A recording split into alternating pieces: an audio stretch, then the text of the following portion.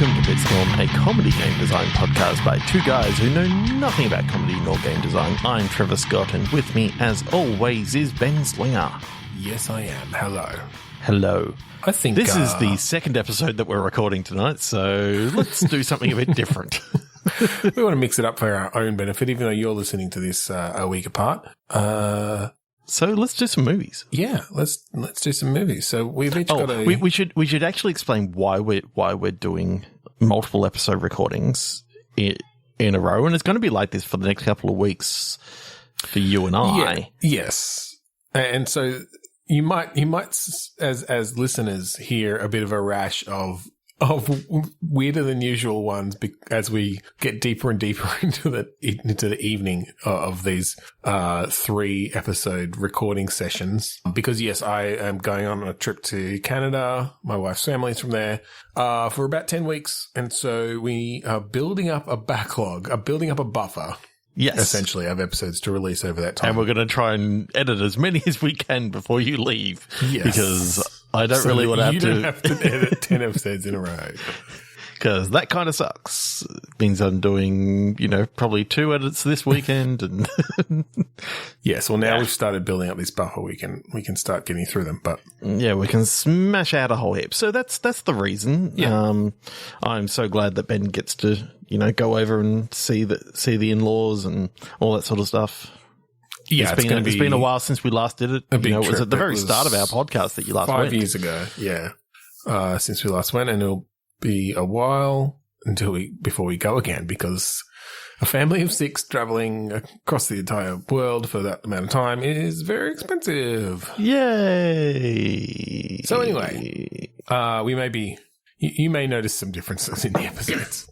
But tonight if we get close to running out, then you may hear some other people coming on. Yes, we might end up with some guest hosts, which will be fun.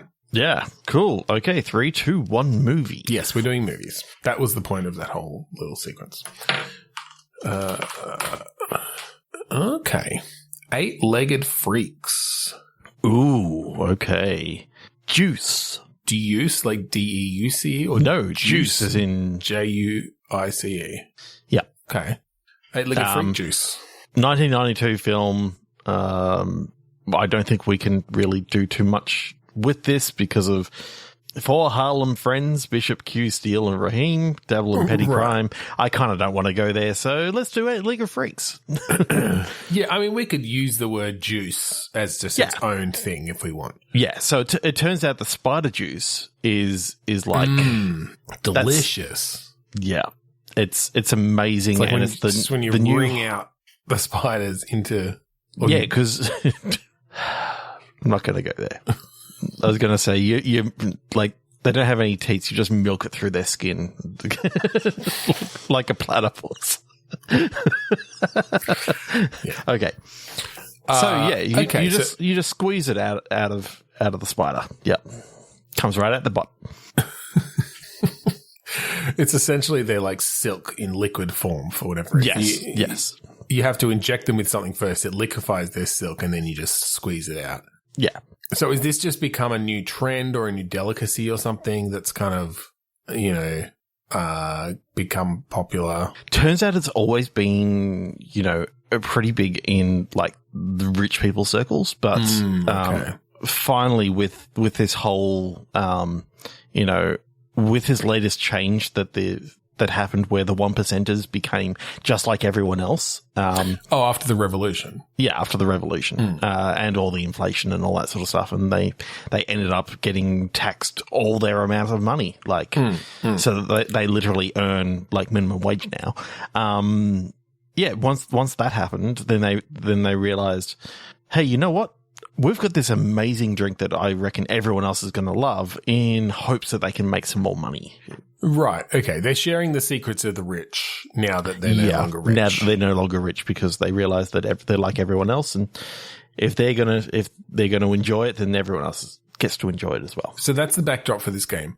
You play a spider. Going around killing.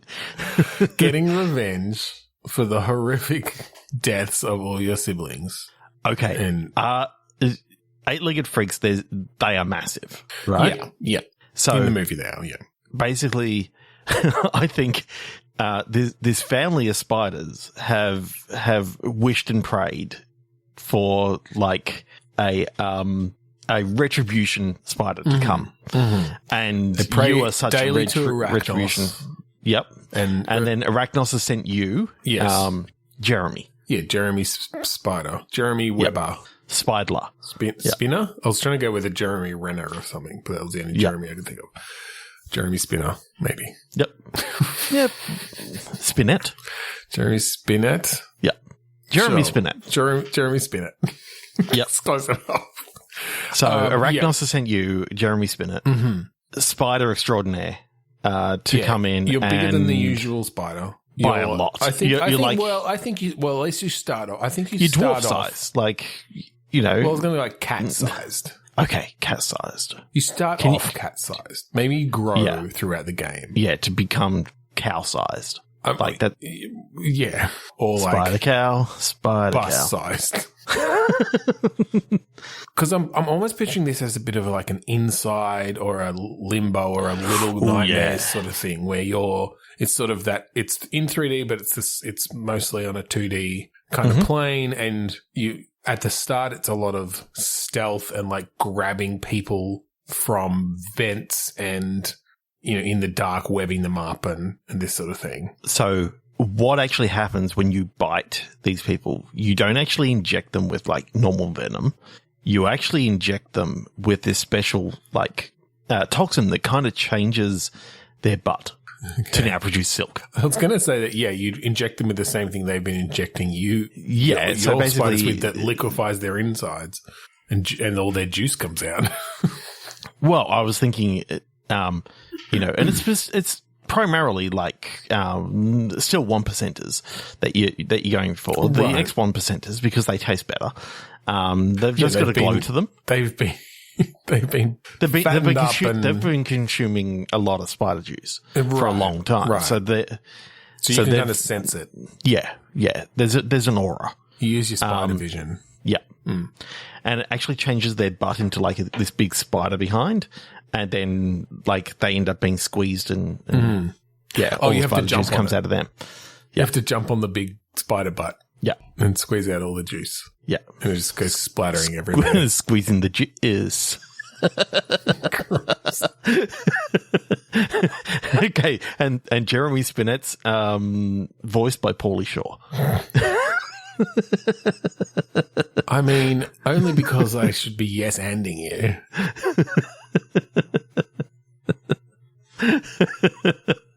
3, 2, 1, click. All right. We can't come back from that. 3, 2, 1 movie. Sorry, I went and clicked, but it's like, no. Pauly Shore is generally the death of any project. So Baby's Day Out. The Ninth Gate.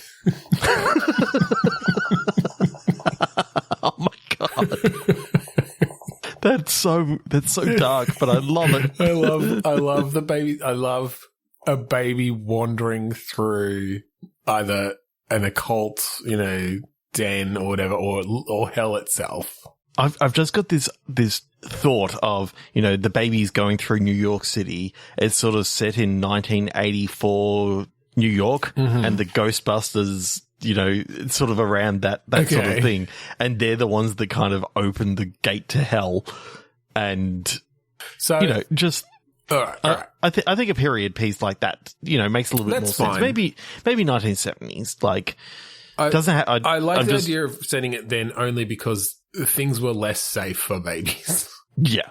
Like there's less fences and like safety things. And because if I recall correctly, Baby's Day Out, I don't think I've seen it, but it's essentially like a baby going out Mr. Magooing around, like narrowly escaping, fatal consequences by random chance as it stumbles through the world. I mean, really what actually happens in the film is there's 3 kidnappers that try to kidnap the baby, and then like but the baby ends up, sort of home aloneing itself all around a Mr. Magooing. Mr. Magooing itself. somehow keeping one step ahead of these three grown men. And then, of course, the ninth gate, if for those who don't know, is basically about like opening a gate to hell. Yeah. What I was wondering though, I definitely like the idea of a 1970s. The Baby's Day Out is more. This is the actual place that your parents and you live is pretty much run by all these Satanists sort of thing. Almost a Rosemary's Baby sort of thing. Like everyone in the hotel is actually looking forward to being able to open this gate to hell and all this sort of stuff. You know, just your parents and you have moved in, and you inadvertently, you know, help do the last thing help this occult to open this gate. Well, you say you, but I was thinking that they open this gate to hell. Yeah, a demon comes out, sees this baby about to fall off a ledge, and then like opens a portal beneath it to like bring it back up and save it. And so the whole game is actually you as the demon using your demonic powers to prevent the death of this child who is just like crawling and stumbling around all these dangerous places. And no, you can't just put it in an ever falling portal loop. No, I think you've got because getting baby out of terminal velocity is just not possible. Yeah, how are you going to slow him down there? That baby's dead, and the cry is just bad. Like, so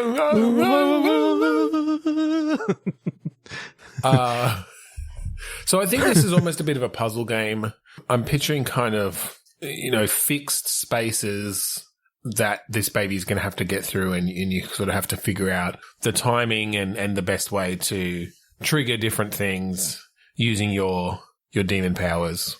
Yeah, I mean, there's only so many times that you can actually open a portal because, you know, on this particular level, you've only got time to open, you know, one, maybe two before the cracks of reality around this here will and it may even just be that you've got certain, like, we limit where they can create the portals, or it's to thin places within the exactly. Yes, there's like a shimmering, you know, glow where you can create. Or you can see a crack. You know, I like the idea of being able to see a crack, and then you tear it open. You can bring little minions into place and get them to build a bridge. Yeah. Yes, that's cool. Like a world of goo sort of thing of, you know, connecting the minions together to or like to make a bridge. Pikmin or a Overlord. I think the other one. Anyway, a similar sort of thing where you kind of, you have your little minions. Like, it's like, okay, go there, build a bridge. Okay, they're across. All right, now go over here, like build a ramp or whatever it is to get this baby through this space. And then maybe there's other demons then that are coming as well to, like, they want this baby because actually this baby was intended as a sacrifice or something. That's why they invited the family to live. Yeah.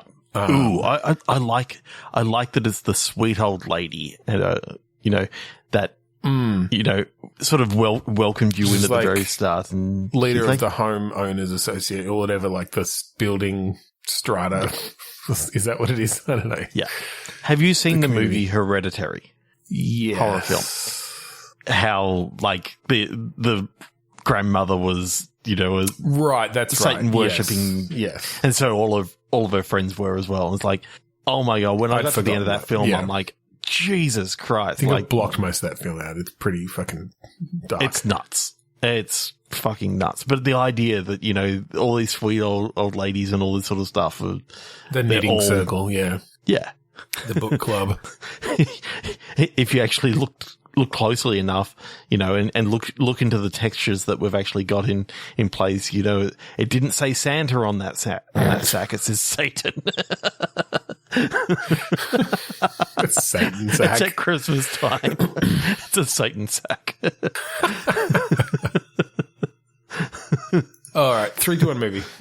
3, 2, 1 movie. That was great. Warhorse. 6 Days, 7 Nights. Oh, okay.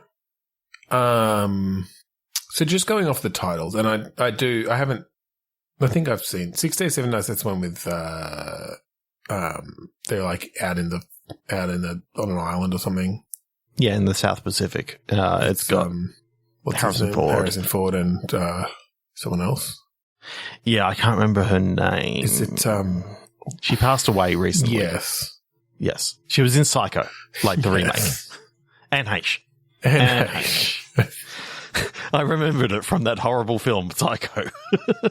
I was trying to remember it from something else, which you're probably aware of, and the fact that she died I just remembered. Makes that even worse. Yeah, we're just not going to... I'm not even... I'm going to cut that. I'm going to... Yeah. Anyway. Yes. Okay. You're going to wonder how they feel about it now. Damn Psycho. Because that's like... Yeah. That's where it's from. Yeah. Okay, so just from the titles, I had the sense of like, not quite a road trip movie, but like a travel game. Like your 6 days and 7 nights is the time that you... that this game takes place across. And maybe you're... What if in 6 days and 7 nights, that's when the world is going to end? Okay. And you're just you and your horse. You and your trusty horse. Like, I think this is sort of, set back, maybe in the Wild West or something like that. I like the idea of... Okay. Or maybe like Outback Australia, like, what's the... Fuck, I don't have words tonight. Mm-hmm. You know what I mean? When Rabbit we rode back horses. The Outback. Banjo Patterson. 1880s, that sort of thing. Yeah. Before the war, basically. Yeah. Yeah, I'm thinking like... It's the Emu War. Like... No. I felt it was better when it was serious. I don't want to go too wacky. There's a thing called the Emu War. No. Like... I know it's a real thing, but it's also dumb that it happened. But like, they're going to cause the apocalypse. The world's going to be overrun with emus. Oh no, they're summoning Satan. But they spelled it wrong, so Santa turns up. In his board shorts, surfing, because it's Australia. You find out through this prophecy by your mentor, Banjo Patterson. Right, yeah. He tells you, in Nostradamus fashion, like his eyes go back into his head, and and he spouts out a new Australian classic, but happens to be a prophecy at the same time. Yeah, and you and your warhorse have to travel across Outback Australia just to get to this place where it's going down. Mm-hmm. To try and curb this before it comes to fruition. Yes. Yeah, so I'm picturing kind of a gritty vibe to the whole thing. You're traveling and like coming into companions, and it almost feels like a RPG-ish sort of thing. But with this very heavy time element of, that something's going down. Yeah. In 6 days and 7 nights. What happens to Banjo Patterson after he tells you this prophecy? A dog with dynamite in his mouth runs up and blows him up. Oh my God. Can't believe that happened. It's one of his poems. I don't know. I think so. But either way, oh my God, what an ending to his life. What an ending. No. It was so sad. Like, I mean, the dog died like that as well. That's that's the sad part. Plus, Banjo Patterson is extremely allergic to dynamite. So. Yeah, I know. Well, that was the problem. It wasn't lit. No. He just touched it. They didn't have an EpiPen because they weren't made yet. Because it was the 1880s anyway. When anaphylactic shock died. And it was just the dog choked on it.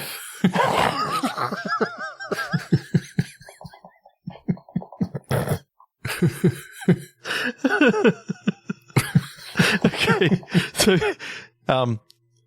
so you're traveling on your horse that you've named Banjo in it was actually Banjo. I thought his name was War. Okay, yeah. What is it good for? Absolutely. That's why you called him that, because it's a useless horse, and so somehow that song, even though it hasn't been written yet. You're the one who wrote it, Right, you wrote that song, yeah, about your horse. Yeah, about your horse, called War. Yeah. What is it good for? Absolutely nothing. Sing it again. War. What is good it? God, yeah. Say it again. What? Okay, that's enough of the joke. Let's just say it again. Okay, so 5 days and 6 nights later, you come across an oasis in the middle of the outback. And this is where it's going. The other one, Gallagher.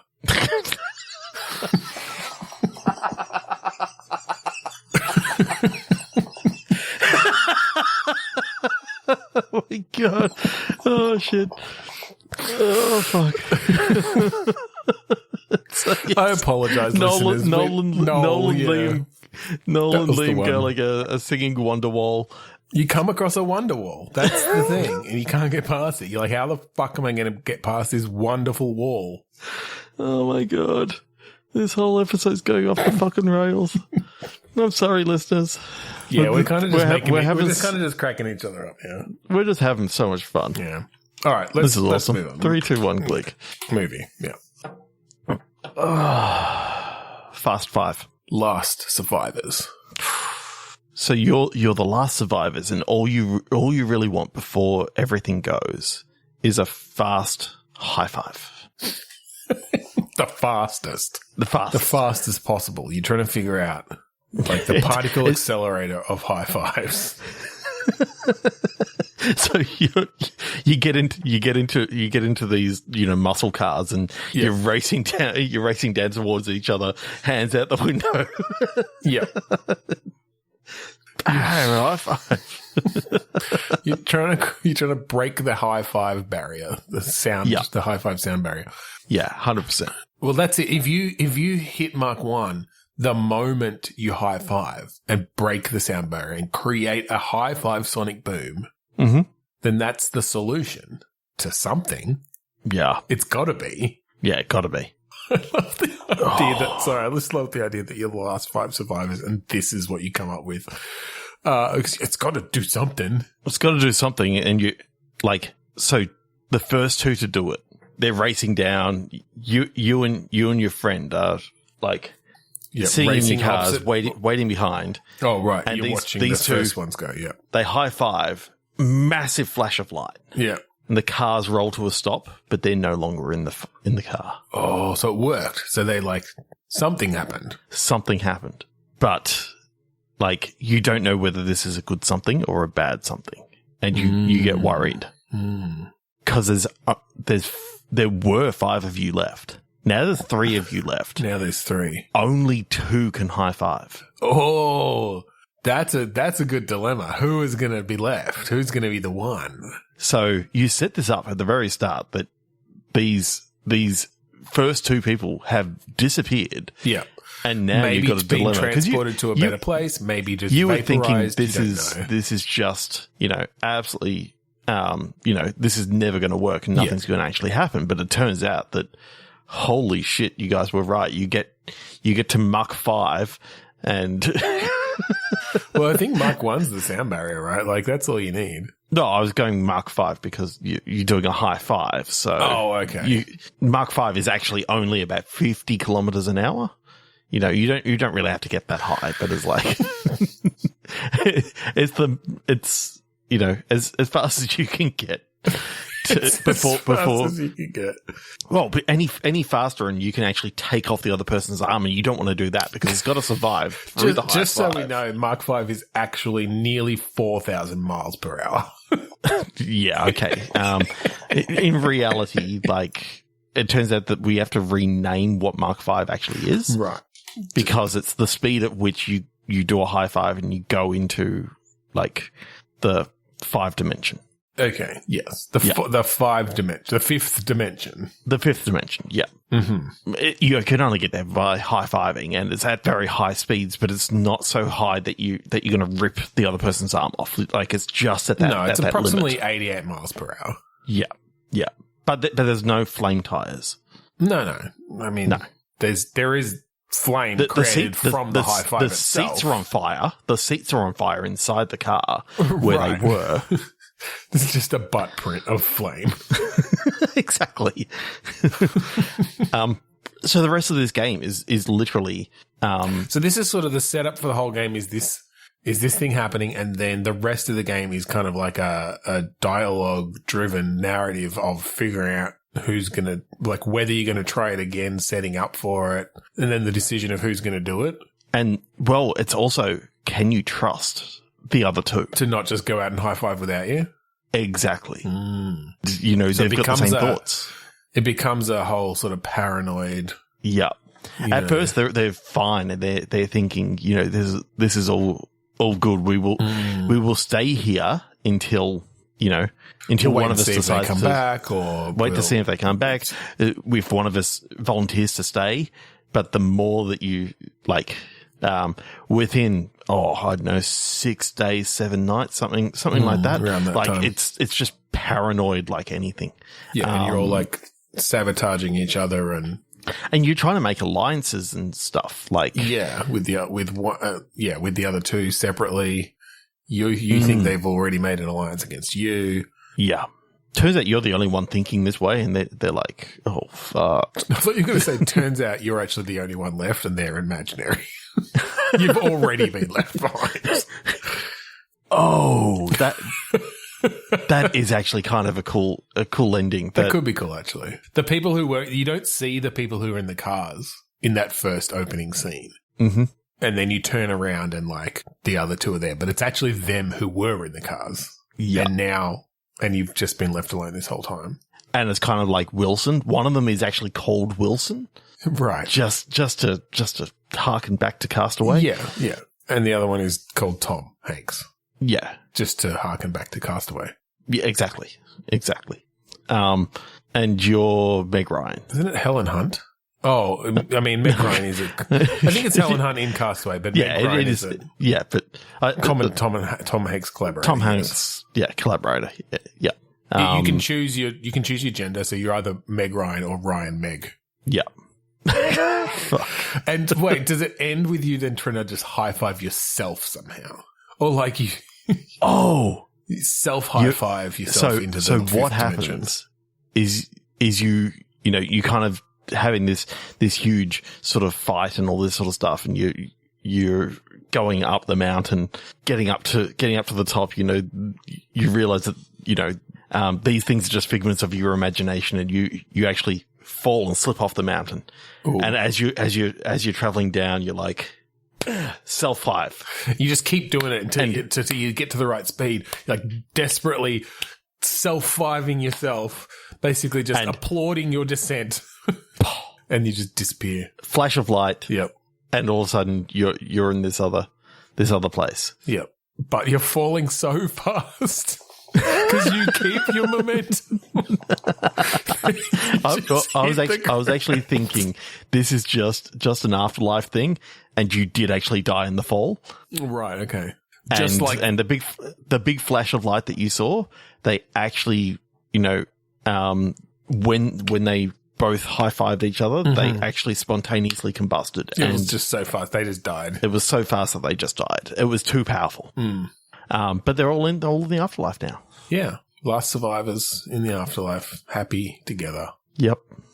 High-fiving for eternity. Yeah, it turns out that they were the only ones who made it because everyone else, went to hell. Because they didn't high-five enough. There's actually a quota. And it had to be a certain speed. Because God is Pauly Shore, and for high fives is just his currency. Exactly. That's all we have time for tonight, because I think this is as I said earlier, Pauly Shore ruins any media that he is part of. So we're just going to end on that. Look, whatever. I'm sure Pauly Shore is fine. But if you would like to find the rest of our episodes online, go to podchaser.com/bitstorm. Shoot us a review. Let us know what you thought or what you think of Pauly Shore. If you'd like the song that we play at the start and end of each episode, that song is called Mount Defiance off of the album Containment Failure by the band Kuradust. Go check it out at kuradust.bandcamp.com, and it's for free. You can check out the whole album. That's right. So thank you again for joining us this week on Bitstorm. I'm Ben Slinger. I'm Trevor Scott. And I'm off for a nice glass of spider juice.